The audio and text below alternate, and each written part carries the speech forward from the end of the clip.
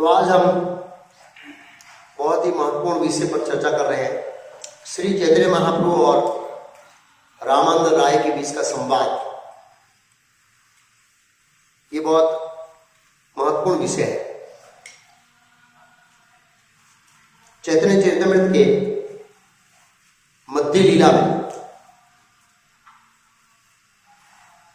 चैतन्य चरितमृत के मध्य लीला में ये प्रसंग आता है। इसमें इस संवाद से हम ये समझ सकते हैं कि चैतन्य महाप्रभु हमें क्या देने आए थे, क्या देने आए और वो कितनी वैल्यूबल चीज देने आए, और वो वैल्यूबल चीज है जो चैतन्य महाप्रभु देने आए हैं, उसको कैसे हम प्राप्त कर सकते हैं। तो पहले मैं इस प्रसंग का, दोनों कैसे मिले चैतन्य महाप्रभु और रामानंद राय, इसका बैकग्राउंड समझाऊंगा और उसके बाद ये प्रसंग समझाऊंगा कि किस तरह ये रामानंद राय और चैतन्य महाप्रभु का जो संवाद है वो कितना महत्वपूर्ण है और गौड़ीय संप्रदाय में इसका कितना ऊंचा स्थान है। चैतन्य महाप्रभु जगन्नाथपुर रहते थे और उनको दक्षिण भारत की यात्रा में जाना था। तो सर्वभौम भट्टाचार्य ने उनको सुझाव दिया कि आप जाइए, लेकिन गोदावरी नदी के तट पर रामानंद राय नाम के एक व्यक्ति मिलेंगे, उनसे भेंट जरूर करना। और वो इतने महान व्यक्ति है कि आपको संतुष्ट करेंगे, संतुष्ट चर्चाओं में, इतने महान व्यक्ति। तो चैतन्य महाप्रभु दक्षिण भारत की यात्रा पर गए और गोदावरी नदी में तट पे स्नान करके बैठे। मैं संक्षिप्त बता रहा हूं, मेन पॉइंट पर ही चर्चा करूंगा। बैठे उसी समय रामानंद राय, वो मद्रास के गवर्नर थे, गवर्नर। 1000 ब्राह्मण तो उसको स्नान कराने के लिए आते थे, सामान्य व्यक्ति नहीं थे, इतना उपलब्ध था उनका। 1000 ब्राह्मणों से घिरे हुए थे। उन्होंने बताया चैतन्य चरितमृत। और रामानंद राय इत्यादि सब स्नान करते थे, वो वैदिक मंत्रों का पाठ करते थे, वैदिक स्नान के कारण, वैदिक ऐसे। तो देखने से पता लग गया और समझ गए कि रामानंद राय है। तो चैतन्य महाप्रभु का मन ऐसे ही दौड़ रहा है रामानंद राय के पीछे, ऐसे पकड़ो ऐसे। तो हमें याद रखना चाहिए, फिलोसॉफिकल क्लियर होना चाहिए कि रामानंद राय विशाखा देवी है और चैतन्य महाप्रभु राधारानी है। तो प्रभुपाद ने लिखा वो स्वाभाविक प्रेम उमड़ाया राधारानी का किसके प्रति? विशाखा के प्रति। और कृष्ण के, मतलब कृष्ण है तो भी वो विशाखा है तो भी उनका स्वाभाविक आकर्षण है प्रभुपाद। तो उसके बाद वो स्नान होने के बाद रामानंद राय चैतन्य महाप्रभु को देखा, एकदम तेजस्वी, तो समझ गए। तो सामान्य व्यक्ति नहीं थे। दोनों मिले और तुरंत अंदर अंशु, अश्रु, कंप, गदगदित। चैतन्य महाप्रभु देखा कि ये जो ब्राह्मण है ये भक्त नहीं है। तो चैतन्य महाप्रभु ने देखा कि ये मेरे भावों को समझ नहीं पाएंगे, मेरा और रामानंद राय का जो भाव है वो समझ नहीं पाएंगे। इसलिए उन्होंने क्या किया, वो भाव के लक्षण को क्या किया, रोक लिया। चैतन्य महाप्रभु एक, मतलब वो तो भगवान है, लेकिन एक परिपक्व वक्ता होता है, वो श्रोताओं को देखकर उपदेश देता है। चैतन्य महाप्रभु का प्रीचिंग का लेवल था, सबसे निम्न लेवल था जनरल पब्लिक में हरे कृष्ण कीर्तन करना। उससे ऊपर लेवल था सर्वभौम भट्टाचार्य, काशी मिश्र जैसे विद्वान आचार्यों के साथ फिलोसॉफिकल तात्विक चर्चा करते थे, तात्विक चर्चा, फिलोसॉफिकल। उससे ऊपर सनातन गोस्वामी और रूप गोस्वामी से वो भक्ति तत्वों का चर्चा करते थे। भक्ति के जो प्रिंसिपल है, भक्ति के जो सिद्धांत है, उनके बारे में चर्चा करते थे। और रामानंद राय के साथ रस तत्वों के बारे में चर्चा करते। रस उससे ऊपर है, रस में माधुर्य रस, साक्य रस, दास्य रस, वास्य रस इत्यादि। तो चैतन्य महाप्रभु ने अपने भावों को छुपा लिया और एक दूसरे का परिचय देते हुए डिस्कस किया और हम शाम को मिलते हैं, मैं आता हूँ। शाम को एक नौकर को साथ में लेकर आए और रामानंद राय और चैतन्य महाप्रभु दोनों राजमुंद्री, अभी जो जगह का नाम है राजमुंद्री, साउथ इंडिया में एक जगह है फेमस, उस वहां पर एक गोदावरी नदी बैठी, उस तट पर चैतन्य महाप्रभु रामानंद राय बैठे। कृष्णदास कविराज गोस्वामी द्वारा इस अध्याय का मंगलाचरण, पहले मंगलाचरण में बता देते हैं पूरे अध्याय का बैकग्राउंड, बहुत सुंदर मंगलाचरण करते हैं वो। संचार्य रामाधि भक्त मेधे स्वभक्ति सिद्धांत चय अमृतानी गौरांग तेरे तेरे मुना तीर्णम तीर्णस तज्ञ तत्विज्ञ रत्नालयताम प्रयाति। श्री चैतन्य महाप्रभु जो गौरांग जी कहलाते हैं, भक्ति विषयक समस्त सैद्धांतिक ज्ञान के क्या है, सागर है। यहाँ पर चैतन्य महाप्रभु का तुलना किया है सागर से। उन्होंने श्री रामानंद राय को शक्ति प्रदान की, मतलब इस प्रसंग में रामानंद राय वक्ता है और चैतन्य महाप्रभु कौन है, याद रखिए। इसलिए उन्होंने रामानंद राय को शक्ति प्रदान की कि वो कृष्ण तत्व के बारे में क्या करें, बोले। इसलिए कहा उन्होंने श्री रामानंद राय को शक्ति प्रदान की जिसकी तुलना भक्ति के बादल से की जा सकती है। भक्ति का बादल, बादल पानी कहां से लाता है, यह बादल भक्ति के समस्त सैद्धांतिक निष्कर्ष रूपी जल से पूरित था। उसके अंदर जल भरा हुआ था, बादलों का, रामानंद राय के पास जल भरा हुआ था। और सागर द्वारा शक्ति प्रदत्त था। सागर की तुलना किसके साथ की गई है, चैतन्य महाप्रभु, कृष्ण है, समस्त ज्ञान के सागर है, उसकी तुलना की गई। और सागर में से पानी कौन लेता है, बादल। बादल की तुलना किसके साथ की गई है, रामानंद राय के साथ की गई द्वारा, हाँ, जल से पूरित। और सागर द्वारा सत्य था कि वह इस जल को स्वयं श्री चैतन्य महाप्रभु समुद्र के ऊपर फैला दे। समझ में आया, क्यों वापस जल किसके ऊपर फैला दे, चैतन्य महाप्रभु के ऊपर। मतलब चैतन्य महाप्रभु वक्ता है, वो श्रोता है, लेकिन जल यहां से आता है, ऐसे करके वहां पर यहां पर फैला दे। इस प्रकार श्री चैतन्य महाप्रभु की समुद्र स्वयं शुद्ध भक्ति ज्ञान रूपी रत्नों से भर गया। इस तरह से ये मंगलाचरण करते हैं। तो चैतन्य महाप्रभु और रामानंद राय के बीच में संवाद का जो विषय है, साध्य साधन क्या है, क्या लिखा इधर, साध्य। साध्य का मतलब ट्रांसलेशन किया प्रभुपाद जी ने, जीवन का सर्वोच्च लक्ष्य। जीवन का कौन सा लक्ष्य, और वो भी लक्ष्य चैतन्य महाप्रभु जो देने आए वो लक्ष्य। लक्ष्य तो अलग बताएंगे, चैतन्य महाप्रभु स्वीकार नहीं करेंगे। वो लक्ष्य जो चैतन्य महाप्रभु देने आए, हमें पता होना चाहिए चैतन्य महाप्रभु क्या देने आए। तो वो साध्य। और साधन का मतलब क्या है, जिससे वो सर्वोच्च लक्ष्य प्राप्त कर सकते हैं, वो क्या है, साधन। इसलिए इस संवाद का नाम क्या है, साध्य साधन क्या है। तो चैतन्य महाप्रभु ने पहला श्लोक पूछा, प्रभु कहे पढ़ श्लोक साध्य निर्णय, राय कहे स्वधर्म आचरणे विष्णु भक्ति है। तो चैतन्य महाप्रभु ने पूछा, बहुत सिंपल है बंगाली श्लोक ऐसे। श्री चैतन्य महाप्रभु रामानंद राय को आदेश दिया, जीवन के चरम लक्ष्य समेत शास्त्रों से श्लोक का सुना है। कहां से, ये बहुत महत्वपूर्ण है। शास्त्र के अनुसार मानव जीवन का सर्वोच्च लक्ष्य क्या है, वो श्लोक आप बताइए। राय कहे, रामानंद राय ने उत्तर दिया। क्या उत्तर दिया, बीच में बहुत संवाद हुआ, लेकिन मैं सीधा पॉइंट पर चर्चा करूंगा।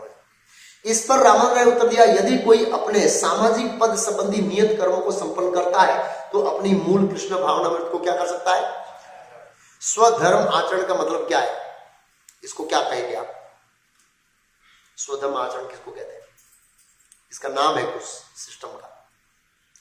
हम बोलता था, इस बोल लगो, बराबर बोलता था, सो बोलता था, हाँ कौन बोले, हाँ वर्णस। स्वधर्म आचरण विष्णु भक्ति है।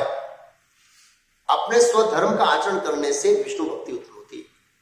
तो उन्होंने बताया जीवन का सर्वोच्च लक्ष्य क्या है, वर्णाश्रम धर्म का क्या करना, पालन। और रामानंद राय ने एक कोट किया, क्या किया, एक कोट किया श्लोक विष्णु पुराण से। वर्णाश्रम आचार तथा पुरुषेण परपुमान विष्णु आराध्य पंथा न अन्य दोष कारणम। वर्णाश्रम प्रणाली में नियत कर्तव्यों को उचित रीति से संपन्न करके पूर्ण पुरुषोत्तम भगवान विष्णु की पूजा की जाती है। पूर्ण पुरुषोत्तम भगवान को तुष्ट करने की अन्य कोई विधि है ही नहीं। मनुष्य को चारों वर्ण तथा आश्रमों के संस्थान में क्या होना चाहिए? स्थित होना चाहिए। और भी भगवत गीता में भगवान कई सारे श्लोक बोले स्व धर्म आचरण के बारे में, और भागवत में भी क्या श्लोक है? अभाद्विधि कुंभिगुष्टा संसिद्धिम हरितोषणम, संसिद्धिम हरितोषणम। उसमें बताया अपने अपने स्वभाव और गुण के अनुसार वर्णाश्रम धर्म के कार्यों को करने से या वर्णाश्रम धर्म का पालन करने से संसिद्धिम हरितोषणम, भगवान हरि क्या होते हैं? प्रसन्न होते हैं। शायद मेरे वो श्लोक नहीं यानी, लेकिन दूसरा लिया है, वो दूसरे का है। अच्छा, तो यहाँ पर वर्णाश्रम धर्म का पालन करने को कहा है, बराबर। लेकिन ये श्लोक बाद में होगा फिर। अब प्रभु कहे एहो बाह्य, चैतन्य महाप्रभु ने क्या कहा है? एहो बाह्य आगे कहो आर, ये बाह्य है, और क्या कहो? आगे कहो। राय कहे कृष्ण कर्मर्पणम सर्व साध्य साध, इसको थोड़ा डिटेल से समझेंगे। महाप्रभु का ये तो बाह्य है, आप मुझे कोई दूसरा साधन बताइए। इस पर रामा ने उत्तर दिया कि सारी पूर्णता का सार ये है कि अपने कर्मों के फल का कृष्ण को क्या किया जाए? अर्पण किया जाए। तो बाह्य क्यों कहा चैतन्य महाप्रभु ने? तो वर्णाश्रम धर्म बाह्य है, अस्वीकार कर दिया। हालांकि श्लोकों में कहा है कि वर्णाश्रम धर्म से विष्णु की संतुष्टि होती है, विष्णु संतुष्ट होते हैं। बाह्य, एहो भाई, दूसरी लाइन बाद में समझेंगे। एहो भाई है क्यों कहा है? बहुत सारे कारण है। तो प्रभुपाद जी ने इन श्लोकों के तात्पर्य चैतन्य महाप्रभु के एहो भाई है, एहो भाई है, एहो भाई 3 बार बोलेंगे, नहीं 4 बार बोलेंगे। कितनी बार बोलेंगे?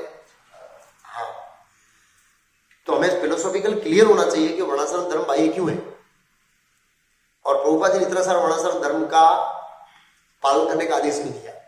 ये कंट्रोवर्सी क्लियर होनी चाहिए भक्तों के सामने। तो याद रखिए, ये जो वर्णाश्रम है वो वर्णाश्रम बात हो रही है वैदिक वर्णाश्रम की। पहला पॉइंट याद रखिए। कौन सा वर्णाश्रम? प्रभुपाद जी बात कर रहे हैं देवी वर्णाश्रम की, यहां पर बात हो रही है वैदिक वर्णाश्रम की। ये क्लियर होना चाहिए सबसे पहले भक्तों। देवी वर्णाश्रम में कृष्ण भावना रहती है, ये वर्णाश्रम में कृष्ण भावना नहीं रहती। यहां तो खाली वर्णाश्रम का पालन करने से, खाली वर्णाश्रम का पालन करो, आप क्षत्रिय हो शास्त्र के अनुसार शासन करो, भक्ति नहीं करो चलेगा, उसमें भक्ति नहीं है। और आप ब्राह्मण हो अपने अनुष्ठान करो, वैश्य हो गोरक्षा वाणिज्य करो, तो भगवान विष्णु प्रसन्न होंगे। ये जो दूसरा बताया वैदिक क्या था? नहीं, वैदिक में कृष्ण वो आएगा, वैदिक वाला श्लोक आएगा, वो ब्रह्मा जी बताएंगे श्लोक वैदिक वाला, सॉरी देवी वाला। जो प्रभुपाद जी ने करने को कहा है वो ब्रह्मा जी बताएंगे। वहां पर चैतन्य महाप्रभु स्वीकार करेंगे, हाँ स्थान स्थित, यहाँ के बाह्य, इसको रिजेक्ट कर दिया उन्होंने। तो अभी आप जो बता रहे हैं वो ये जो रिजेक्ट किया है ये वैदिक है। हाँ, तो क्यों रिजेक्ट किया उसको समझना बहुत जरूरी है। तो ये अगला टॉपिक है। अच्छा, याद रखना चैतन्य महाप्रभु जो देने आए वो सर्वोच्च चीज देने आए, जो वो देने आए किस लेवल की भक्ति देने आए वो आज पता लगेगा इसमें।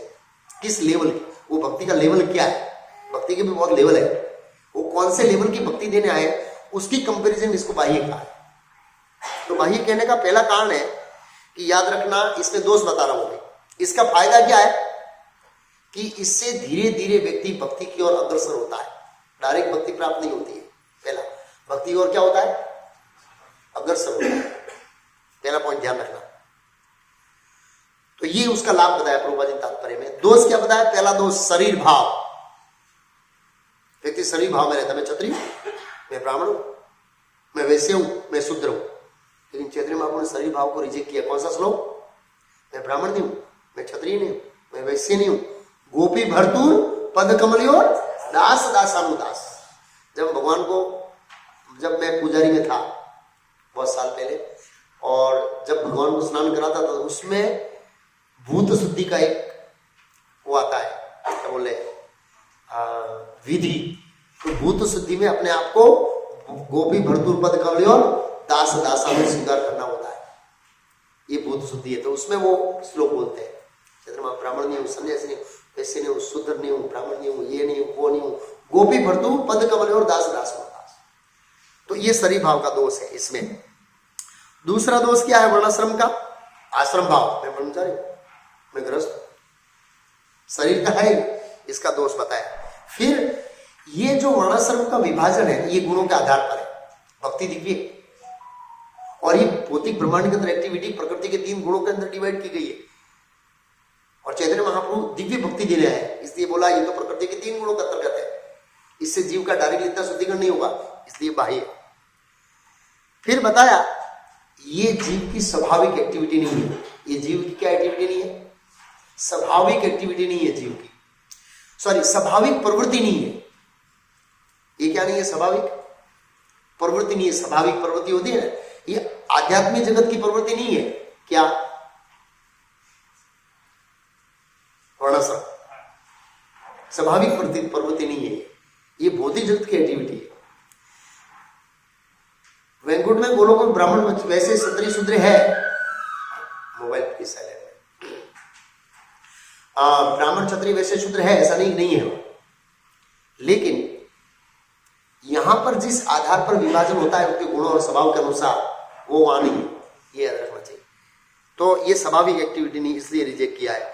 दूसरा है ये आध्यात्मिक कार्य नहीं है, ये भौतिक कार्य है। वर्णाश्रम प्रभुपाद जी ने कहा भौतिक कार्य। तीसरा है इसमें भगवान के नाम गुण रूप लीलाओं का श्रवण गुण कीर्तन नहीं है, इसलिए चैतन्य महाप्रभु ने इसको क्या किया? रिजेक्ट किया। नेक्स्ट इसका दोष यह है कि वर्णाश्रम में मेरा स्वभाव है क्षत्रिय और मुझे क्षत्रिय का कर्म करना है, तो मैं अपनी इच्छाओं के अनुसार काम करूंगा। लेकिन चैतन्य महाप्रभु ऐसी भक्ति देने आए जो कृष्ण को प्लीज करे, कृष्ण की इच्छाओं के अनुसार चले। वर्णाश्रम व्यक्ति कृष्ण की इच्छाओं के अनुसार नहीं चलता है। वहां पर कौन सी इच्छाओं के अनुसार चलता है? मैं ब्राह्मण हूं, मुझे ब्राह्मण के कर्म अच्छा लगता है, मेरा स्वभाव क्षत्रिय का, मैं क्षत्रिय का काम करूंगा, मैं भगवान के प्रसन्न के लिए काम नहीं करूंगा। उसमें वो ऑप्शन नहीं है वर्णाश्रम। देवी वर्णाश्रम में है, वैदिक वर्णाश्रम में नहीं। फिर कृष्ण के अनुसार कार्य नहीं, अपनी रुचि और अपने स्वभाव के अनुसार कार्य, ये एक दोष बताया। और प्रभुपाद जी ने तात्पर्य लिखा कलयुग में कोई ठीक से वर्णाश्रम का पालन नहीं कर पाएगा। हम जो वर्णाश्रम अभी लेके जाए वो तो 1 पार्ट है, वर्णाश्रम बहुत बड़ा स्ट्रक्चर है एक्चुअली ऐसे। इसलिए और इससे भगवान के प्रति प्रत्यक्ष प्रेम उत्पन्न नहीं होता है। ये वैदिक वर्णाश्रम से प्रत्यक्ष अपरोक्ष रूप से होता है, प्रकृति आधार, प्रत्यक्ष नहीं। और जो प्रत्यक्ष प्रेम नहीं उत्पन्न होता है उसको श्रीमद् भागवत में उस कार्य को रिजेक्ट किया है। क्या किया है?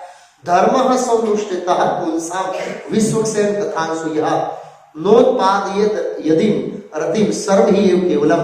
यदि कोई व्यक्ति वर्णाश्रम धर्म के अनुसार नियत कर्म संपन्न करता है किंतु अपनी सुसुप्त कृष्ण भावना को जागर नहीं करता है तो उसके सारे कार्य व्यर्थ हो जाते हैं, उसके सारे काम व्यर्थ का श्रम बन जाते हैं। श्रम ही एव केवलम।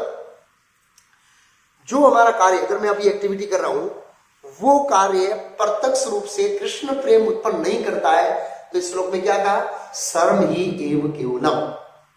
इसलिए चैतन्य महाप्रभु ने इसको रिजेक्ट किया वर्णाश्रम धर्म, जिस वैदिक वर्णाश्रम की बात हो रही उसलिए ऐसे। और तो प्रश्न होता प्रभुपाद जी ने जोर क्यों दिया? और इस्कॉन के जो भक्तगण है, नेतागण है, ये स्टेटमेंट को लेकर, कौन से स्टेटमेंट को लेकर? ये एहो बाय लेकर इतना बड़ा झंडा लेके घूम रहे हो तो चैतन्य महाप्रभु बाय का है। लेकिन प्रभुपाद जी ने कौन सा वर्णाश्रम दिया है? वो कृष्णा कॉन्शियस वर्णाश्रम दिया है जिसका वर्णन ब्रह्मा जी करेंगे। वो वर्णाश्रम की बात कर रहे हैं प्रभुपाद जी। और हम लोग प्रभुपाद जी का ये देवी वर्णाश्रम को वैदिक समझकर रिजेक्ट करने का प्रयास कर रहे हैं। मतलब इसको उनके भक्तों की समझ ऐसी है, वर्णाश्रम में कोई जरूरत नहीं, चैतन्य महाप्रभु बाय का है, चैतन्य महाप्रभु बाय का है, सही बात है।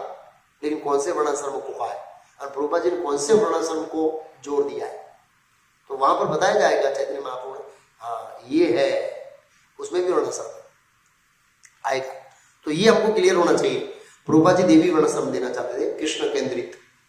ये वैदिक वर्णाश्रम की बात हो रही है, स्वधर्म आचरण, तो दोनों में बहुत अंतर है, ये हमें गलतफहमी नहीं होनी चाहिए। ओके, तो चैतन्य महाप्रभु ने क्यों रिजेक्ट किया? मैंने बहुत सारे कारण बताए वर्णाश्रम को। तो एक स्तर ऊपर गए, कौन? रामानंद राय। क्या कहा? राय कहे कृष्ण कर्म अर्पण सर्वसाध्य सार, कृष्ण को अपने फल का अर्पण करना। तो ये भी वर्णाश्रम में है, लेकिन एक स्टेप ऊपर है। पहले स्तर पे व्यक्ति कृष्ण को कर्म अर्पण नहीं करता था, यहां पर कृष्ण को क्या कर रहा है? अपने कर्म का फल अर्पण कर रहा है। कर्म क्षत्रिय का कर रहा है, उसका जो फल मिल रहा है वो कृष्ण कर्म अर्पण है। तो इस पर रावण उत्तर दिया, सारी पूर्णता का सार है कि अपने कर्मों के फल कृष्ण को अर्पित कर दिए जाए। और उसके लिए उन्होंने भगवत गीता का श्लोक कोट किया रामन राय, यद करोसि यद स्नासि यद जुहोसि ददासि यत तपस्वी कौन्तेय तत्कुरुष्व मदर्पणम। रामन राय ने आगे कहा, हे कुंती पुत्र, तुम जो कुछ करो, जो भी खाओ, जो भी यज्ञ करो, जो भी दान दो, तुम जितनी भी तपस्या करो, उन सब के फल मुझे पूर्ण पुरुषोत्तम भगवान कृष्ण को क्या करो? अर्पण करो। ओके, ये श्लोक है भगवत गीता का। ये कर्म मिश्रा भक्ति का वर्णन करता है, याद रखिए। कौन सा वर्णन करता है? कर्म मिश्रा भक्ति। मैं कर्म कर रहा हूं और उसका फल किसको अर्पण कर रहा हूं? इसलिए कृष्ण कर्म अर्पणम, सॉरी क्या श्लोक था? हाँ, कृष्ण कर्म अर्पणम।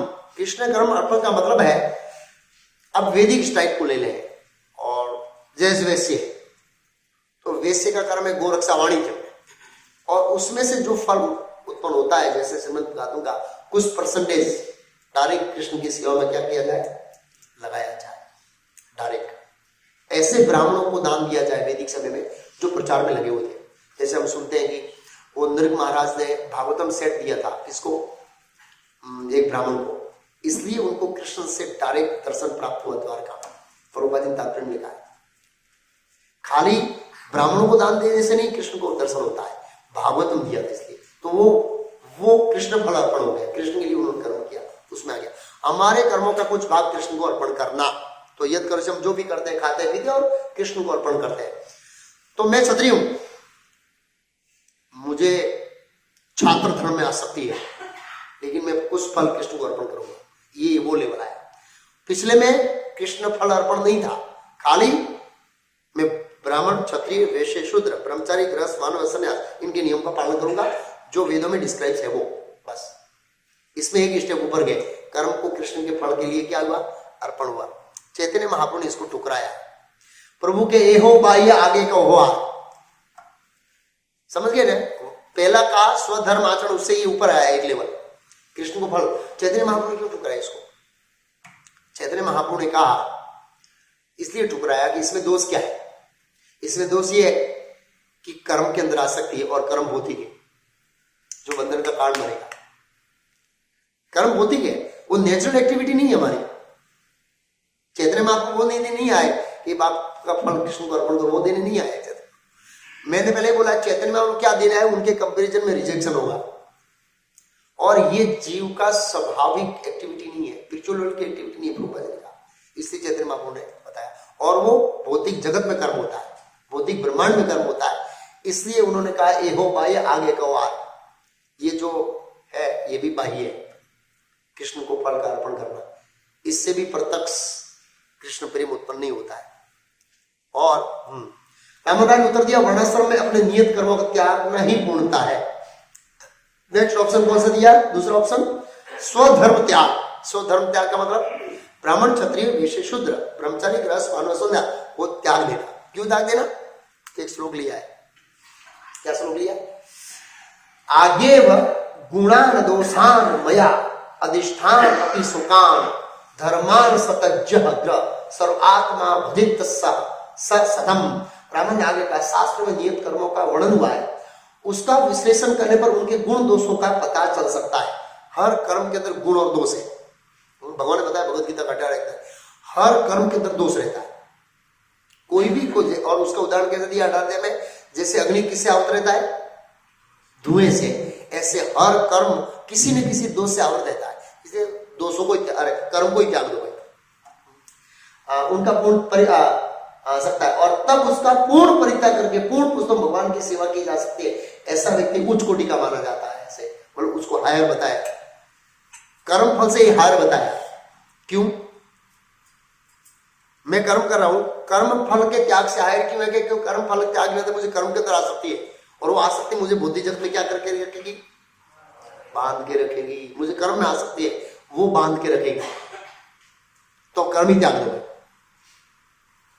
तो चैतन्य महाप्रभु आगे जाते हैं, और कर्म क्यों त्याग दो, क्योंकि उनके अंदर गुण और क्या है, दोष है। फिर आगे जाते हैं, ऐसा भी भगवत गीता में कहा है, और नीचे की लाइन नहीं लेनी हो, सॉरी इतना ही लेना है। आचार्य कहते हैं सर्वधर्मान परित्यज्य, सब धर्मों को त्याग दो। माम मेघम शरण वज्जै, वो तो दूसरी श्रेणी में चला जाता है वो आएगा तो वो कृष्ण भक्ति के अंदर हो जाएगा। सर्वधर्मान परित्यज्य, समस्त धर्मों को क्या करो, त्याग दो। एक्चुअली ऐसे तो जैसा कि भगवत गीता में कहा गया है, यदि तुम सारे धार्मिक तथा नियत कर्मों को त्याग कर मुझ भगवान की शरण में आ जाओ, तो मैं तुम्हारे जीवन भर के सारे पाप कर्मों से पूरा छुटकारा दूंगा, तुम चिंता मत करो। तो आचार्य कहते हैं इतना ही याद रखना है। कितना याद रखना है, इतना, सर्वधर्मान परित्यज्य। तो चैतन्य महाप्रभु जाते हैं आगे, प्रभु कहे हो भाई, आगे कहे यार, राय गए ज्ञान मिश्रा भक्ति साध्य सार। रामन राय ने कहा इस तरह बातें करते सुनकर श्री चैतन्य महाप्रभु ने, रामन राय को इस तरह बातें करते सुनकर श्री चैतन्य महाप्रभु ने उनके कथन को अस्वीकार करते हुए ये वाय आगे को वाय। तो चैतन्य महाप्रभु ने सर्व कर्म को त्याग क्यों कहा, उसमें क्या दोष है, ये बहुत महत्वपूर्ण समझना। तो प्रभुपाद जी कहते हैं कि समस्त कर्मों को त्याग कर मात्र संन्यास लेने से व्यक्ति आध्यात्मिक जगत में प्रवेश नहीं कर सकता। ये प्रभुपाद जी ने उसका एक रीजन दिया है। और जब व्यक्ति समस्त प्रकार के स्वधर्म का त्याग करता है तो समय हुए ज्ञान का अनुशीलन करता है। क्या करता है, इसलिए नेक्स्ट स्टेप बताया ज्ञान मिश्रा भक्ति। तो स्वधर्म का त्याग से पूर्णता प्राप्त नहीं कर सकते, प्रभुपाद जी ने कहा। मात्र भौतिक कार्यों के त्याग से व्यक्ति को सफलता नहीं मिलती है। और भगवत गीता के मेरे ख्याल से 5वें अध्याय में भगवान ने कहा है कि मात्र कर्मों के त्याग से व्यक्ति सुखी नहीं हो सकता। मात्र कर्मों, भौतिक कर्मों के त्याग से सुखी नहीं हो सकता। इसलिए चैतन्य महाप्रभु ने इसको कहा यही भाई है, आगे का हुआ उससे ऊपर ले गए। जब चैतन्य महाप्रभु हाँ बोलेंगे तो एक बार फिर कंपैरिजन कर लेंगे हम लोग। तो नेक्स्ट ऑप्शन क्या दिया रामन राय ने, राय कहते ज्ञान मिश्रा भक्ति साध्य सार। ज्ञान मिश्रा भक्ति को श्रेष्ठ बताया और उनका श्लोक कोट किया रामन राय ने। कौन सा श्लोक, ब्रह्मभूत प्रसन्नात्मा न सोचती न कांक्षति समः सर्वस्व भूतेषु मद भक्ति लभते प्राण। रामन राय आगे का भगवत गीता के अनुसार जो इस प्रकार दिव्य तत्व प्राप्त होता है उसे पर ब्रह्म की अनुभूति तुरंत हो जाती है। वह पूर्णतः प्रसन्न हो जाता है। वह न तो कभी चिंता करता है, न किसी वस्तु की इच्छा रखता है। वह सभी प्रकार के जीवों के प्रति संभाव रखता है। उस अवस्था में वह मेरी पूर्ण भक्ति क्या करता है, प्राप्त करता है। ओके, ये ज्ञान मिश्रा भक्ति का श्लोक है। ब्रह्मभूत प्रसन्नात्मा न सोचती न कांक्षति। ब्रह्मभूत स्तर पर रहता है। ब्रह्मभूत मतलब ब्रह्म ज्योति का स्तर का ज्ञान। यहां पर जो ज्ञान की बात हो रही है वो शुद्ध भक्ति का ज्ञान की बात नहीं हो रही है, हमें याद रखनी चाहिए। यहां पर ज्ञान हो रहा है, आचार्य कहते हैं ब्रह्म ज्योति के संबंधित ज्ञान की बात हो रही है। कौन से संबंधित, हाँ, और उसको आत्मज्ञान है, मैं शरणी आत्मा हूं, ब्रह्म ज्योति का ज्ञान है। उससे ऊपर का ज्ञान यानी ये ज्ञान मिश्रा भक्ति, और वो लेवल चला जाता है और ब्रह्म ज्योति का साक्षात्कार होता है। तो ब्रह्म ज्योति का जो सुख है उसके सामने भौतिक जो कष्ट है, भौतिक सुख है, वो नगण्य है। श्रीमद् भागवत में या कहीं पर सुख का कंपैरिजन किया है। भौतिक जीवन का सर्व सुख, जाति जीवन, उसके ऊपर स्वर्ग का सुख, उसके ऊपर ब्रह्मानंद का सुख, ऐसे करके कंपैरिजन किया है। तो वो नगण्य बन जाता है। लेकिन चैतन्य महाप्रभु इसको भी क्या करते हैं, बाह्य कहते हैं। प्रभु कहे हो भाई, आगे कहे यार, राय कहे ज्ञान शून्य भक्ति साध्य सार। एहो भाई, तो चैतन्य महाप्रभु ज्ञान मिश्रा भक्ति को रिजेक्ट क्यों किया, क्या दोष है? तो ज्ञान मिश्रा भक्ति जो हमको ब्रह्म ज्योति तक ले जाएगी, प्रभुपाद जी ने कहा वैकुंठ में प्रवेश नहीं करने देगी। विरजा नदी और ब्रह्म जो वैकुंठ के बाहर का जो बॉर्डर है, ये गति होगी इन लोगों की, इनकी ज्ञान मिश्रा वाले जो लोग हैं, इनकी ये गति होगी। कहां जाएंगे? वैकुंठ में प्रवेश नहीं कर पाएंगे। तो जो लोग वैकुंठ में प्रवेश नहीं कर पाएंगे तो वो तो चैतन्य महाप्रभु देने नहीं आए। जो आपको चीज वैकुंठ में नहीं ले जा सकती, इसलिए उन्होंने चैतन्य महाप्रभु इसको स्वीकार नहीं किया, इसको बाह्य कहा है। ये वैकुंठ के बाहर की एक्टिविटी है, ये बाहर ही रहेगा। दूसरा, ज्ञान मिश्रा व्यक्ति ने अंदर खास करके अन्याभिलाषिता शून्यम ज्ञान कर्म अनावर्तम आनुकूल्य कृष्ण अनुशीलम भक्ति उत्तमा। उत्तम भक्ति वो है ज्ञान और कर्म से अनावृत होनी चाहिए, आवृत नहीं होनी चाहिए, वो उत्तम भक्ति है। तो चैतन्य महाप्रभु ऐसी उत्तम भक्ति देने आए। लेकिन अगर हम ज्ञान से उसको आवृत देते, अच्छा याद रखना, ज्ञान सुनने का मतलब ऐसा नहीं शरीर आत्मा और कृष्ण भगवान है उससे सुनने की होना चाहिए ना, सेंटिमेंटल होना चाहिए। यह ज्ञान सुनने की बात हो रही है, उसको आगे समझाएंगे। मनोधर्म से उत्पन्न होने वाले, वो श्लोक बोलेंगे ब्रह्म जी आएगा। मनोधर्म मानसिक तर्क वितर्क से उत्पन्न होने वाला ज्ञान है ना, उसका त्याग।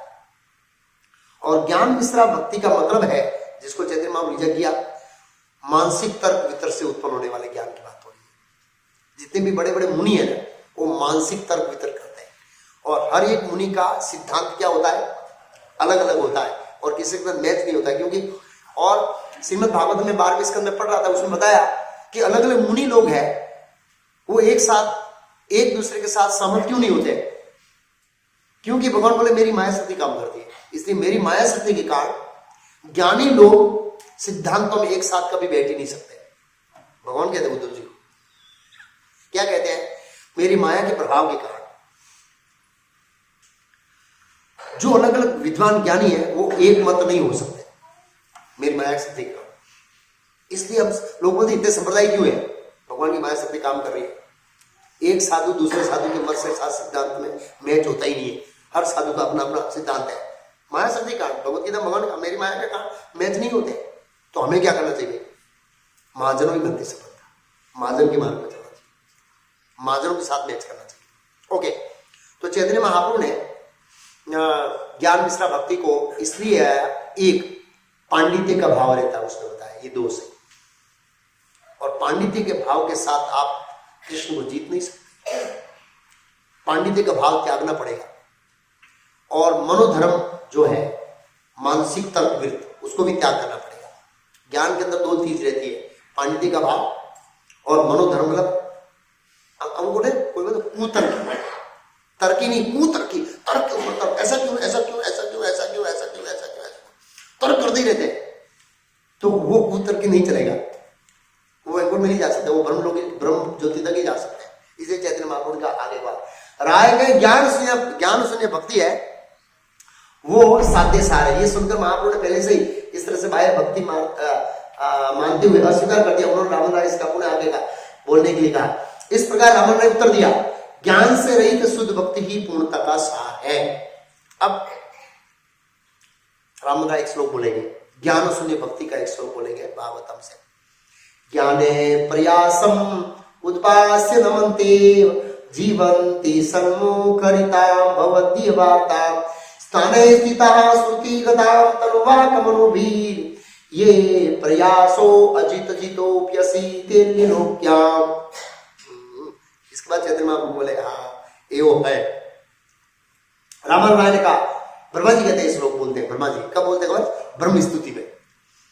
हे प्रभु, जिन भक्तों ने परम सत्य के बारे में निर्विशेष ख्याल को त्याग दिया है, ज्ञान मार्ग में निर्विशेष ख्याल आता है, भगवान क्या है? निर्विशेष ब्रह्म है, वो ख्याल को त्याग दिया है।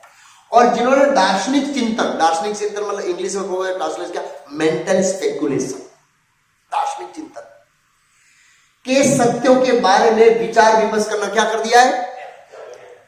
प्लस जो स्वरूप सिद्ध भक्तों से आपके नाम गुण लीलाओं तथा गुणों के बारे में श्रवण करते हैं, जो भक्ति के नियमों का पूर्णतः पालन करते हैं। भक्ति को नियम रूल्स एंड रेगुलेशन, 4 नियम 16 माला इत्यादि जो हमारे लिए लागू होता है वो पालन करते हैं।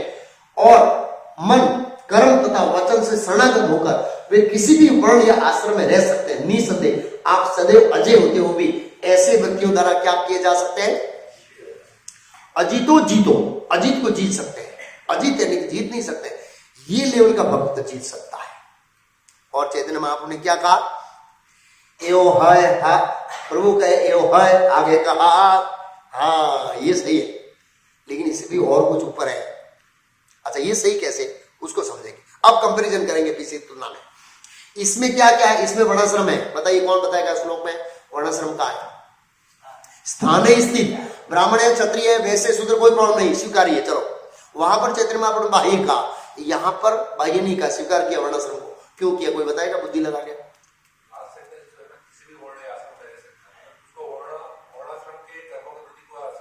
हाँ नहीं, वो नहीं बोला है, हाँ वो रह सकता है लेकिन, हाँ लेकिन एक फैक्टर है, एक फैक्टर यहां और बताया जो पिछले कोई जगह भी नहीं था, वो फैक्टर ढूंढिए। हाँ, वर्णाश्रम में भी नहीं, कर्म अर्पण में भी नहीं, स्वधर्म त्याग में भी नहीं, और ज्ञान मिश्रा भक्ति में भी। ये चार बार चैतन्य महाप्रभु ने क्या कहा? एहो बाह्य, एहो बाह्य, एहो बाह्य, एहो बाह्य, एहो बाह्य। उसमें क्या नहीं था? श्रुति गताम तनुवाक मनोभी। जो सरुण सिद्ध भक्तों से आपके नाम गुण रूप लीलाओं गुणों के बारे में श्रवण करते, उसमें श्रवण नहीं था। इसलिए ये श्रवण है भगवान के नाम, श्रवण और जब बोलना, ये स्पिरिचुअल वर्ल्ड की एक्टिविटी है। कौन सी एक्टिविटी है? ये आध्यात्मिक जगत की क्रिया है, इसलिए चैतन्य महाप्रभु ने इसको स्वीकार किया है। पिछली सभी क्रियाएं मटेरियल वर्ल्ड की है, वो बहुत आध्यात्मिक जगत में नहीं होती है। आध्यात्मिक जगत में जो जाएगा, जो भगवान के नाम रूप गुण लीलाओं को बोलेगा और सुनेगा, वही जा सकता है। इसलिए चैतन्य महाप्रभु ने कहा एहो है, ये सही है, लेकिन इससे भी ऊपर आ जाएगा। ओके, तो क्या कहे? ज्ञाने प्रयासम आदर से नमस्कार करता है। कैसे नमस्कार करता है? तनु वाग मनो भी, शरीर से, वाणी से, तन से, मन से, धन से, सभी तरह से ऐसे शरणागत होकर श्रवण करता है, और किसी भी आसन में रह सकता है, कोई प्रॉब्लम नहीं। श्रुति गता मतलब भगवान के शुद्ध भक्तों से सुनता है। सेम टॉपिक भगवान कृष्ण ने उद्धव जी को कहा है, भक्ति में प्रवेश करने का अधिकारी कौन है? जिसको मेरी कथा में रुचि है, वो प्रवेश कर सकता है सुनने में। तो ये श्रवण बहुत पीछे नहीं था, और इनको त्याग दिया। पीछे ये था, ब्रह्म ज्योति का था, दार्शनिक कीर्तन था, इनको त्याग दिया, ये नहीं त्याग, और भक्तियों के नियम का पालन करता है, और किसी भी आश्रम में रह सकता है, कोई फर्क नहीं पड़ता उसको। निसंदेह आप अजय, ये प्रयासो अजीत जितो उपयसी त्रिलोक्याम, तीनों लोकों में आप कोई भी जीत सकता है ऐसे। तो ये चैतन्य महाप्रभु, ये ज्ञान शून्य भक्ति है। पिछले श्लोक में क्या बोला? ज्ञान शून्य भक्ति। और चैतन्य महाप्रभु ने, सॉरी, भक्ति रसामृत सिंधु ने, रूप गोस्वामी ने शुद्ध भक्ति का क्या व्याख्या दिया? शुद्ध भक्ति का व्याख्या क्या था? अन्या विलासिता शून्यम ज्ञान कर्म अनावृतम अनुकूल्य कृष्ण अनुशीलनम भक्ति उत्तम। वो उत्तम भक्ति बताई, ज्ञान और कर्म से अनावृत होकर ऐसी भक्ति, उत्तमा भक्ति। तो इसमें ज्ञान और कर्म की छांट नहीं है, और भगवान के नाम रूप लीलाओं में श्रवण है। इसी चैतन्य महाप्रभु ने इसको क्या किया है? स्वीकार किया है। आगे कहते हैं, प्रभु कहे एव है, आगे कहे आर, राय कहे प्रेम भक्ति सर्व साध्य सार। अभी पीछे के लेवल से और लेवल ऊपर जा रहा है। ये ज्ञान शून्य भक्ति है, प्रेम भक्ति नहीं है। अभी तक प्रेम भक्ति की बात नहीं हुई अभी तक, जिसमें ज्ञान नहीं है, इसलिए वो शुद्ध भक्ति है। बाकी सब मिश्र भक्ति है। चैतन्य महाप्रभु बहुत ऊंची चीज देने आए, आज तक किसी ने नहीं दिया है। अब चैतन्य चरित्र में पढ़ेंगे तो पता लगेगा, आचार्यों से इस तरह सुने थे, पता लगेगा वो देने क्या है।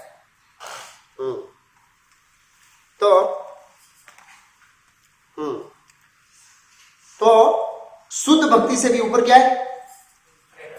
प्रेम भक्ति। प्रभुपाद ने प्रेम भक्ति का बारे में लिखा है, बताऊंगा इस ओके।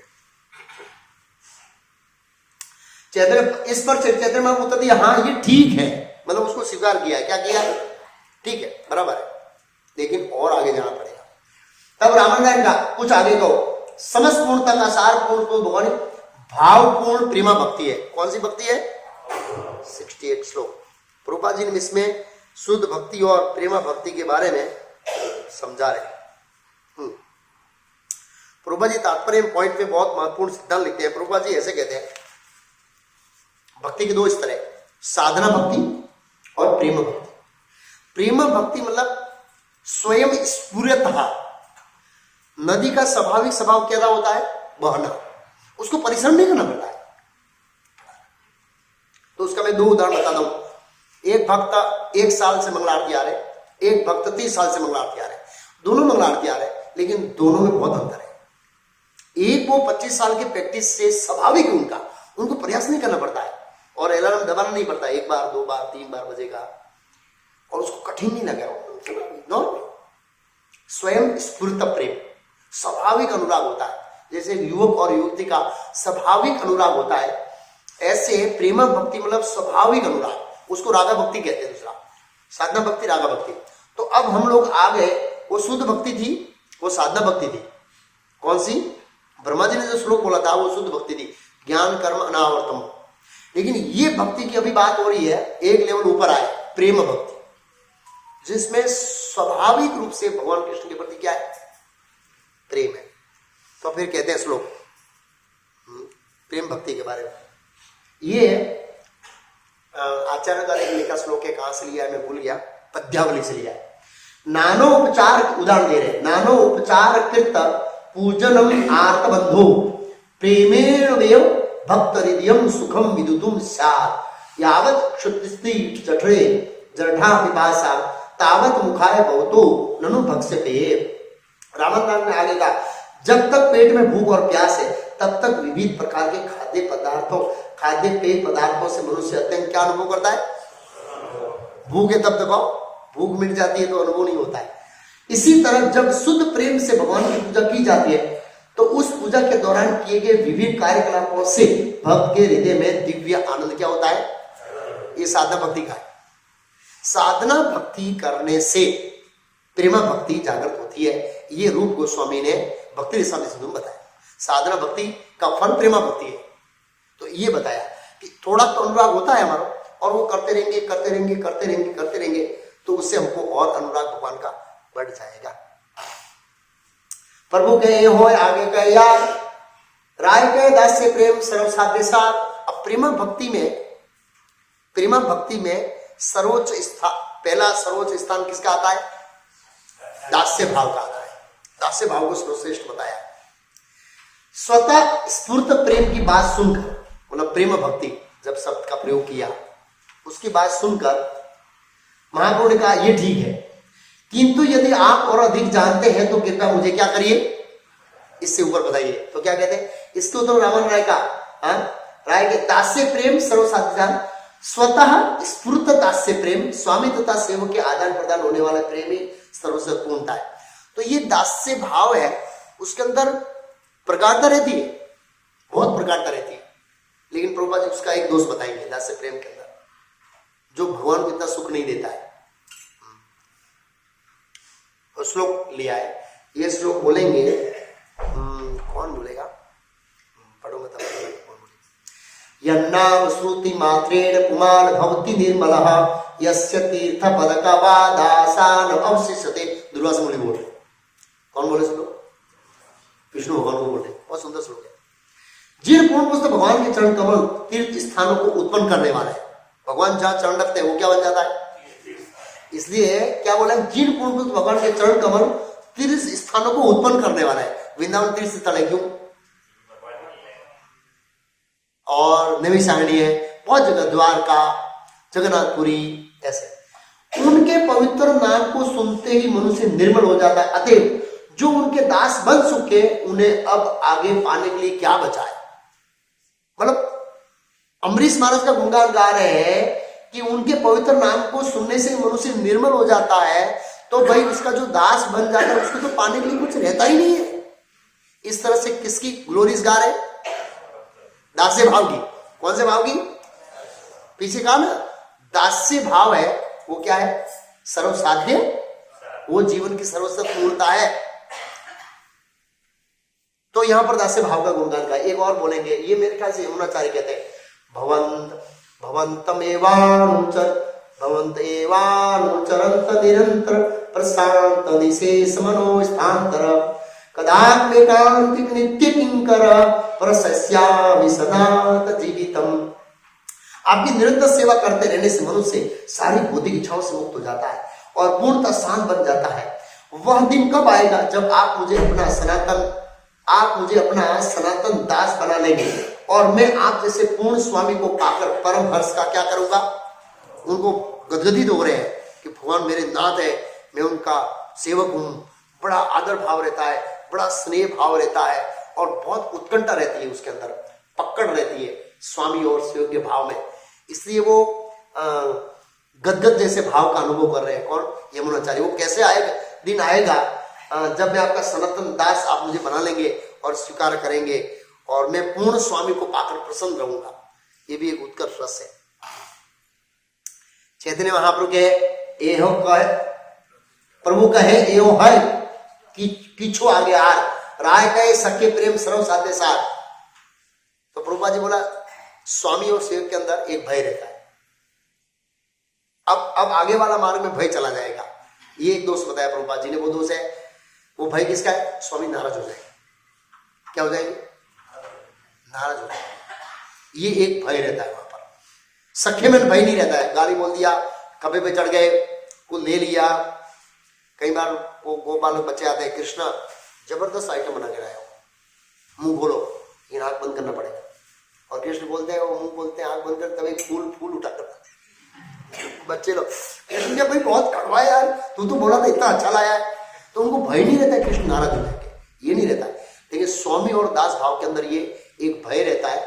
तो प्रभुपाद जी बोले ये एक दोष है। दोष नहीं बोल सकता है, लेकिन एक प्रेम की पराकाष्ठा नहीं है।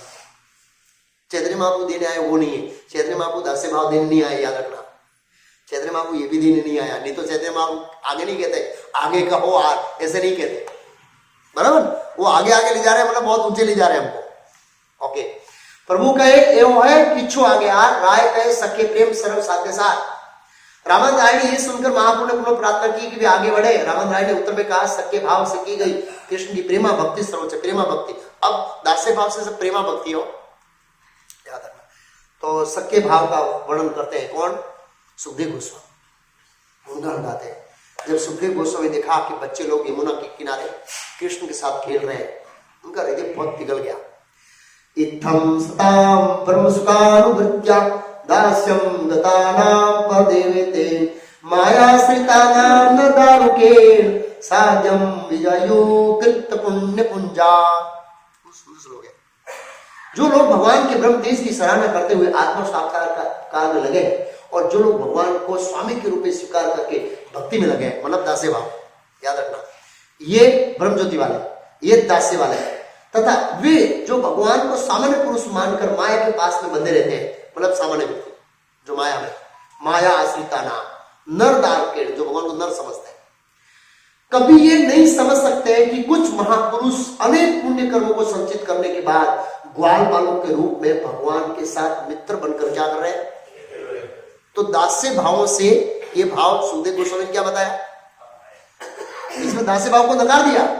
ये दास्य भाव वाले कभी नहीं समझ सकते कि इन्होंने ये साधव यजुकृत पुण्य पुंजा, इन्होंने कौन सा पुण्य किया होगा कि भगवान के साथ समभाव, वहां पर समभाव नहीं था, यहां पर समभाव, समभाव घनिष्ठता से आता है। दास्य भाव से घनिष्ठता ज्यादा सख्य भाव में, सख्य भाव से घनिष्ठता ज्यादा वात्सल्य भाव में, वात्सल्य भाव से घनिष्ठता माधुर्य भाव में। अब माधुर्य के अंदर 2 डिवीजन है, वो आगे आएगा, कुछ हद तक ले जाऊंगा, बाकी मैं अगले जन्म में लूंगा सेमिनार। ये कुछ लोग छोड़ दूंगा, इस जन्म में हम उसके ऊपर चर्चा नहीं करेंगे, अगले जन्म में करूंगा। हाँ, इत्थम सतां ब्रह्म सुखानुभृत्या दासं गतानां परदेवत्यन माया आसक्तानां साधम विभज्य सुकृत पुण्य। तो ब्रह्म ज्योति की जो आत्मा साक्षात्कार कर रहे हैं, क्या इनका जीवन है, कितना कष्ट जीवन है। ये दास्य भक्ति वाले भी बहुत निम्न स्तर पर है, और ये तो बहुत ज्यादा निम्न स्तर पर है। लेकिन कुछ महापुरुष अनेक पुण्य कर्म, यहां पुण्य कर्म याद रखना क्या? शुद्ध भक्ति।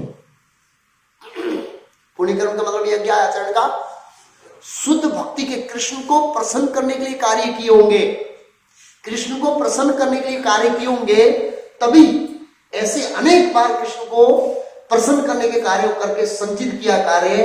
उसके बाद ग्वाल बालों ने कृष्ण को उनके सखाओं के रूप में, समकक्ष के रूप में प्राप्त किया। ऐसा गुणगान का आकार है। प्रभु कहे एहो उत्तम। अब सब क्या आया? एहो है। पहले क्या था? एहो बाह्य। फिर क्या आया? एहो है। ये ठीक है, ठीक स्वीकार किया। अब एहो उत्तम, अब उत्तम आए। कौन सा उत्तम का? सख्य भाव को उत्तम कहा है, दास्य भाव को उत्तम नहीं कहा है, याद रखना। सख्य भाव को क्या कहा है? उत्तम। ये उत्तम है, लेकिन क्या कहा, आगे का हुआ इससे भी कुछ और आगे। राय का वात्सल्य प्रेम सर्व साध्य सार। अब वात्सल्य प्रेम का गुणगान गाया जाएगा, भागवतम से श्लोक लेंगे। महाप्रभु का ये कथन अति उत्तम है, किंतु आगे कहते चलो। तब रावण राय ने उत्तर दिया, भगवान के प्रति वात्सल्य प्रेम सर्वोच्च पूर्णता का अवस्था है, सर्व साध्य सार में सर्वोच्च पूर्णता। तो श्लोक है, नंदः अकिम क्रोध भयान श्रेय एवं वैद्य यशोदा व महाभागा पपो यस्या स्तनम हरि। रावण राय कहते रहे, हे ब्राह्मण, भला नंद महाराज ने कौन सा पुण्य कर्म किया है? ये कौन बोले श्लोक में, कोई बोले भागवत में श्लोक लगभग, जिसके कारण पुरुष भगवान कृष्ण उनके पुत्र रूप में प्राप्त हुए, और माता यशोदा ने कौन से पुण्य कर्म किए थे जिनके कारण पुरुष भगवान कृष्ण से अपने आप को माता कहलाया और उनके स्तनों का क्या किया, पान किया। एक और श्लोक है वात्सल्य भाव के बारे में। एक श्लोक बोलते हैं सुखदेव गोस्वामी दामोदर लीला, नेमं विरिंजो न भवो न श्री अप्यंग संश्रया प्रसादम ले वीरे गोपीयत्रा विमुक्ति दाता। मुक्ति प्रदान करने वाले श्री कृष्ण से माता यशोदा को जो कृपा प्रसाद मिला है वह न तो कभी ब्रह्मा जी को प्राप्त हो सका, न शिव जी को, न ही उन लक्ष्मी जी को जो सदैव भगवान विष्णु के वरस स्थल पर विराजमान रहती है। मतलब लक्ष्मी जी को भी पछाड़ के यशोदा माँ के स्थान को क्या कर दिया, ऊंचा। मतलब दास्य भाव को नीचा बताया, सख्य भाव को नीचा बताया, और वात्सल्य भाव को क्या बताया, ऊंचा, और माता यशोदा का गुणगान गाया।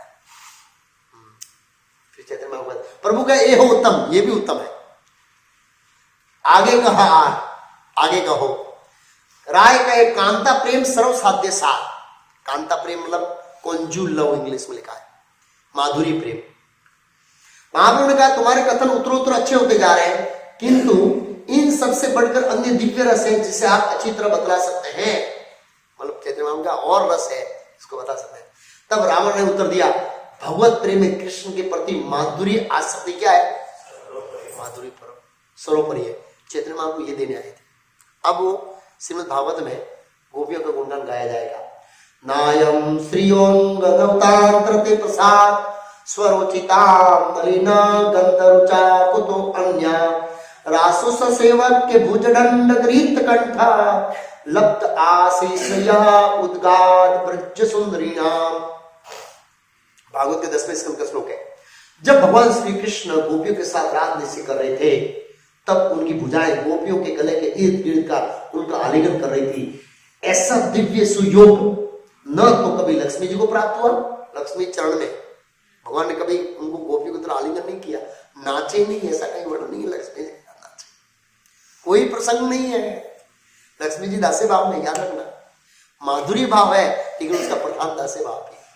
पति पत्नी तो माधुरी भाव है, लेकिन ये माधुरी भाव है, वो माधुरी भाव में भी इस तरह अलग अलग है। हाँ, न ही वेंकुट के अन्य प्रेषियों को, वेंकुट की किसी भी लक्ष्मी जी को प्राप्त नहीं हुआ है गोपियों जैसा स्थान, और न ही स्वर्ग की उन श्रेष्ठ सुंदरियों ने कभी ऐसी कल्पना की थी। उन्होंने कभी कल्पना भी नहीं की कि भगवान के साथ इस तरह गोपियां नाच भी सकती है। जिनकी सारी कांति तथा सुगंधी कमल के फूल जैसी हो, तो भला उन संसारिक स्त्रियों की बात ही क्या जो भौतिक सृष्टि से अत्यंत सुंदर हो। मतलब उनका तो कोई कल्पना भी नहीं। यहाँ पर गोपियों का क्या दिया है, ऊंचा स्थान दिया है कि गोपियों को जो भगवान ने आदान प्रदान किया वो सर्वोच्च है। फिर आ गया है तामास विभू सौरी स्ममान मुखाम पीताम्बर धरत स्त्री शाखा ममंत ममंता। तो यहां पर माधुरी रस का गुणगान चैतन्य महाप्रभु ने गाया है। आगे अब कृष्णास गवैस को बोलते हैं रस के अलग अलग स्तर पर अलग अलग स्वाद। तो जैसे पृथ्वी, जल, अग्नि, वायु, आकाश, पृथ्वी के अंदर सभी रस है, सुगंध है, रूप है, गंध है, स्पर्श है। एक एक ऊपर आएंगे ना तो एक एक क्या होगा, जल में सुगंध चली जाएगी, और क्या बोले उसे, जल से नीचे वायु है तो वायु के अंदर क्या चला जाएगा, रस, टेस्ट चला जाएगा। जल के अंदर टेस्ट, स्वाद है, वायु के अंदर स्वाद नहीं। ऐसे कम होते रहते हैं। तो जैसे जैसे ऊपर जाते हैं ऐसे ऐसे रस बढ़ते जाते हैं। जो माधुर्य रस है उसके अंदर नीचे के सब रस है, लेकिन नीचे के रस में सभी रस नहीं है। लेकिन आचार्यों का कहना यह भी है कि जो लोग दास्य रस में स्थित है उसको ऐसा नहीं लग रहा है कि मेरे अंदर कमी है, उसको पूर्णता लगती है। लेकिन अगर भावों का बहुत गहराई से अध्ययन किया जाए तो माधुर्य रस को क्या बताया? श्रेष्ठ बताया। ग्रंथ उत्तरमसो स्वाद विश्लेषयाम मयपि रति वासनया स्वादि भास्ते का विकक्षितः। एक के बाद एक रसों में अधिक प्रेम का अनुभव होता है, किंतु सर्वस्व स्वाद वाला प्रेम तो माधुर्य रस में ही प्रकट होता है। सर्वस्व स्वाद, भगवान को जो आनंद देने वाला स्वाद है वो कहां पर प्रकट होता है? भगवान स्वयं बताएंगे। भगवान स्वयं, सब रस अपने स्थान पर सही है, लेकिन फिर भी भगवान को वो देने वाला है, वो तो ऊपर का रस है, माधुरी रस। प्रभु कहे ए साध्य अवधि सुनिश्चय, कृपा करी कह यदि आगे की चोह है। तो कहते हैं श्री चैतन्य महाप्रभु उत्तर दिया, ये निश्चय ही पूर्णता की सीमा है, किंतु आप मुझ पर कृपा करें और यदि कुछ और हो तो मुझे सुना है। तो राय सुनिए, राय कही यार आगे पूछे है न जने, एक दिन नहीं जाने आछे भुवने। रावण राय ने उत्तर दिया, आज तक मैं इस भौतिक संसार में ऐसे किसी व्यक्ति को नहीं जानता था जो भक्ति की इस पूर्ण अवस्था के आगे क्या है इसके बारे में क्या जिज्ञासा, पहली बार देख रहा हूं, इससे भी आगे। अब रावण राय कहेंगे, चैतन्य महाप्रभु इससे आगे कुछ नहीं बोला है, तुम सन्यासी होकर मुझे धोखा दे रहे, कहो तुम्हारे पास इससे भी आगे है। तो मैं सार में बोलूंगा, डिटेल में अगले जन्म में बताऊंगा। मैंने बोला सार में बताया कि माधुरी प्रेम के अंदर दो डिवीजन है, सौकी और परकी। सौकी परकी रस पता है क्या है? द्वारका का पर सौकी है अपनी पत्नी, वृंदावन का परकी है, परकी है भाव वर्जित प्रचार, नाम कीर्तन में कहते हैं ना, वो परकी श्रेष्ठ बताया। परकियों में भी बोला और आगे कहो तो बोला राधारणी का भाव श्रेष्ठ है। अब राधारणी के अंदर 8 भाव है, मान भंग ये वो, और उसके अंदर जब चैतन्य महाप्रभु ने बहुत प्रेशर डाला रामन राय को, रामन राय नहीं बताना चाहते थे और फिर तो बहुत दबाव डाला, तो एक श्लोक बोलेंगे तो चैतन्य महाप्रभु ने मुंह पे हाथ रख दिया, नहीं अब नहीं बोलना, ये जनरल पब्लिक का पढ़ने का श्लोक नहीं है। तो वो श्लोक लिया है ऐसे आचार्य ने, हम उसकी चर्चा नहीं करेंगे। तो इस तरह बताया। अब हमें यह समझना है भगवान श्री कृष्ण की पूर्ण प्राप्ति कैसे कर सकते हैं। परिपूर्ण कृष्ण प्राप्ति है एक प्रेमा है ते, एक प्रेमा बस कृष्ण कहे भागवते। जो भाई दास्य भक्ति करना तो वैकुंठ की भक्ति श्रेष्ठ है। अब ये मंदिर में वर्शिप कर रहे हैं ना, ये वैकुंठ की भक्ति है, गोलोक की भक्ति नहीं है। हम ये अर्चना पूजन कर वैकुंठ जाएंगे भाई, गोलोक नहीं जाएंगे। हाँ याद रखना, हमको क्लियर होना चाहिए। भगवान कृष्ण के चरण कमलों की पूर्ण प्राप्ति भगवत प्रेम विशेष रूप से माधुरी रस द्वारा संभव हो पाती। भगवान कृष्ण इस स्तर के प्रेम के वश में हो जाते हैं, श्रीमद् भागवत में ऐसा कहा है। इससे नीचे स्तर के भगवान वश में नहीं होते, याद रखना, यहां पर ही भगवान वश में होते खास करके। उस लोग कौन सा है? न पारी अन्यहम निर्वद्य संयोजा स्वसाधु कृत्य विबुधाय स्वाभिया। भगवान स्वयं बोले, ग्राम मां भजन दुर्जय गृह संगला सब्रस्य द्वद्दह प्रतियामु साधुना। ये भगवान कृष्ण रासलीला प्रकट होने के बाद फिर से प्रकट होता बोलते हैं, जब गोपियां कृष्ण से रासलीला में उनकी अनुपस्थिति के कारण असंतुष्ट होकर विहिल थी, तभी कृष्ण वापस आ गए। उन्होंने उनसे कहा, हे गोपियों, हमारा मिलन निसंदेह समस्त भौतिक कर्मों से क्या है? मुक्त है। हाँ, मैं स्वीकार करता हूं कि मैं तुम सबके ऋण को अनेक जन्मों में भी नहीं चुका सकूंगा। यहां पर भगवान वो हो गए, हार गए, मैं आप लोगों का ऋण नहीं चुका सकता। गोपियों की इतनी उत्कृष्ट भक्ति है, ऐसा भगवान ने नीचे के भाव वाले भक्तों को कभी नहीं बोला है कि मैं आप लोगों का ऋण नहीं चुका पाऊंगा। गोपियों को बोला है माधुरी प्रेम, क्योंकि तुम लोगों ने मुझे ढूंढने के लिए अपने पारिवारिक बंधनों को तोड़ डालते हो, मैं ऋण चुकाने में असमर्थ हूं। आप सोचिए, भगवान किसी का ऋण नहीं चुका सकते, वो ऋण कैसा होगा आप देखिए। भौतिक जगत, भगवान तो लक्ष्मीपति है, अनंत चीज है उनके पास, वो जब बोलते हैं मैं ऋण चुकाने में असमर्थ हूं, तो सोचिए गोपियों का समर्पण कितना होगा, उनकी भक्ति कैसी होगी, उनके भगवान के प्रति प्रेम कैसा होगा। ऐसा प्रेम चैतन्य महाप्रभु देने आए, याद रखिए। हमें पता होना चाहिए चैतन्य महाप्रभु क्या देने आए, जिससे भगवान बंधन में आ जाए, जिसमें भगवान फील करे मैं ऋणी हो गया, ऐसी भक्ति देने है। ये हमारे लिए सपना है, याद रखना। क्या है? हम सपना देख रहे हैं ऐसी भक्ति का, लेकिन सपना भी देखेंगे तो एक दिन साकार हो जाता है। लोग सपना भी देखते हैं। ओके, कृष्ण प्राप्ति है उपाय बहुविधा। अब ये जो है क्या, सॉरी, हाँ ओके,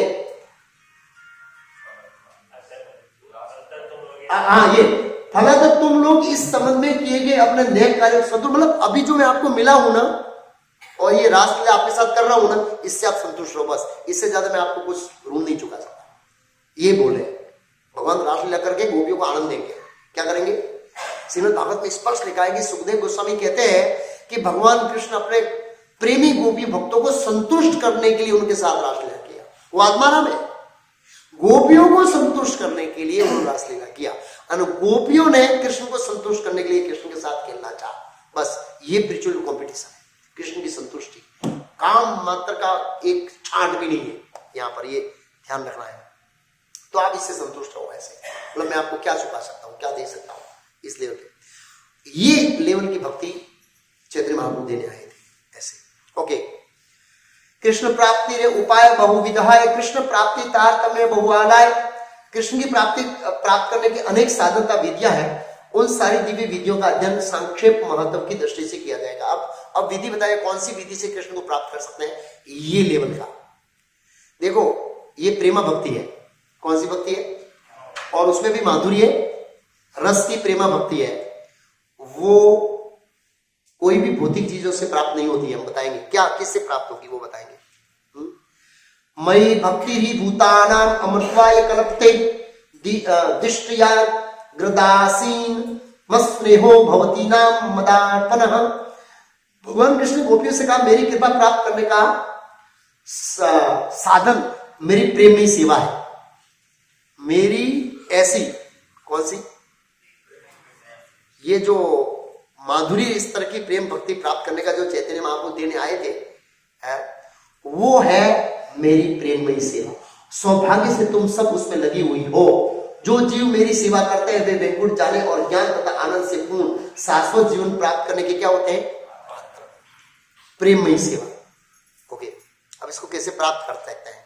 अब ये श्लोक बताएगा प्राप्त करने का मार्ग। क्या कहते हैं? कृष्ण भक्ति रस भाविता मति, जिसकी मति कृष्ण की भावनाओं के रस से भरी हुई रहती है, मतलब माधुरी प्रेम से। क्रियताम यदि कुतो अपि लभ्यते तत्र लौल्यम अपि मूल्यम एकलम जन्म कोटि सुकृते न लभ्यते। जन्म कोटि सुकृते न लभ्य, करोड़ों करोड़ों के पुण्य कर्मों से नहीं हो सकता है। सैकड़ों हजारों जन्मों के पुण्य कर्मों से भी कृष्ण भावना भावित शुद्ध भक्ति प्राप्त नहीं की जा सकती। इससे तो केवल एक मूल्य पर उसे प्राप्त करने की उत्कंठ लालसा से ही प्राप्त की जा सकती है। यदि वह कहीं भी उपलब्ध हो सके तो उसे तुरंत खरीद लेनी।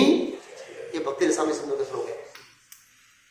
जो भक्ति भगवान कृष्ण को भक्त का ऋण बना देती है, ऐसी भक्ति चैतन्य महाप्रभु देने आए। वो भक्ति किससे प्राप्त होगी? देखो, एक है साधना भक्ति। वो साधना भक्ति किससे प्राप्त होती है पता है? अज्ञाता सुकृति से। किससे? अध्ययन सुकृति, साधु संग, भजन किया, अनर्दिति, निष्ठा, रुचि ऐसे बढ़ती जाती है। ये जो प्रेमा भक्ति है वो ऐसे प्राप्त नहीं हो सकती। वो किससे प्राप्त होती है? इसमें क्या लिखा है? लोल्यम तत्र लोल्यम अपि मूल्यम एकलम। एकमात्र इसका मूल्य है लालसा। एक प्रगाढ़ कृष्ण को प्राप्त और निष्काम प्रेम में सेवा करने की लालसा हृदय के अंदर, वो उससे प्राप्त हो सकती है, बाकी नहीं होगा। बाकी हम बेंगुड़ में जाएंगे 10 से बाप श्री प्रभु श्री स्वामी कृष्ण के साथ नहीं जाएंगे आप लोग।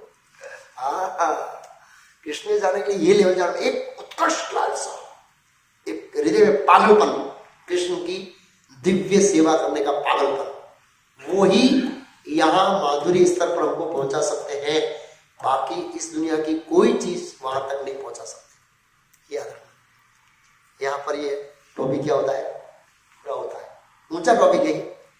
और भी रामचंद्र राय और समाज हुआ है, लेकिन वो प्रश्न अभी टॉपिक बदल जाएगा, इसलिए फिर कभी लूंगा कि मैं थोड़ा बात से आया था। बहुत सारे भाष्य है, इसलिए अभी इसको बंद कर दीजिए, इसको बंद कर दीजिए। कहाँ गए? सेव करना है इसको, इसको ये सेव कर लेना है इसको।